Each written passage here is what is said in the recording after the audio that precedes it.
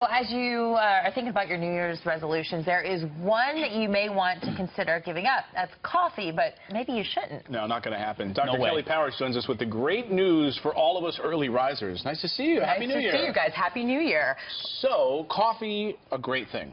You know I've what? been saying it for years. I have too, and according to many studies, not just one, that is what they're saying. Specifically, let's start with diabetes. So there are 28 combined studies, 3 of which came out of Harvard University, which are large cohort studies, analyzing about 1 million people, and they showed that there's an inverse correlation between drinking about 3 cups of coffee a day, not 1, but 3, decreasing your chances of getting diabetes, type 2 diabetes. Why? Specifically. Reason is chlorogenic acid. Chlorogenic acid is going to increase metabolism of glucose and increase insulin sensitivity. So type 2 diabetes is insulin resistance.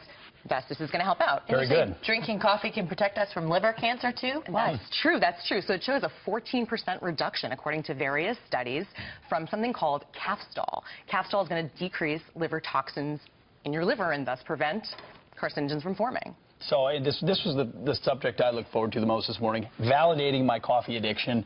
But especially for men, it sounds like it also would prevent prostate cancer? Correct. So according to a meta-analysis, which is a fairly large study of over 500,000 men, it showed that there was a decreased correlation, again, between drinking daily cups of coffee and decreased prostate cancer. They even upped the ante if you had more than 2 cups a day to about 12 or 13% reduction in prostate cancer. And that's from antioxidants and, again, the chlorogenic acid. Hopefully 8 cups makes you bulletproof.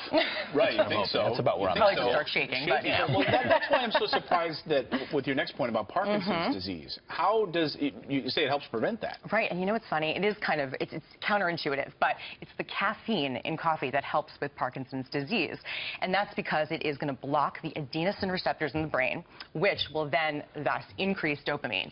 So Parkinson's, by definition, is a shortage of dopamine, so this is going to increase the dopamine. Now, it will not stop Parkinson's from forming or developing. However, it's shown to decrease the symptoms, which are imbalance, muscle weakness, stiffness, that kind of thing. Now, we should be clear. We're talking about drinking black coffee, like the way nature intended it. No, with, so with not artificial the way that sweeteners. Anna drinks it. No, we'll leave that out. Splendas and milk in it.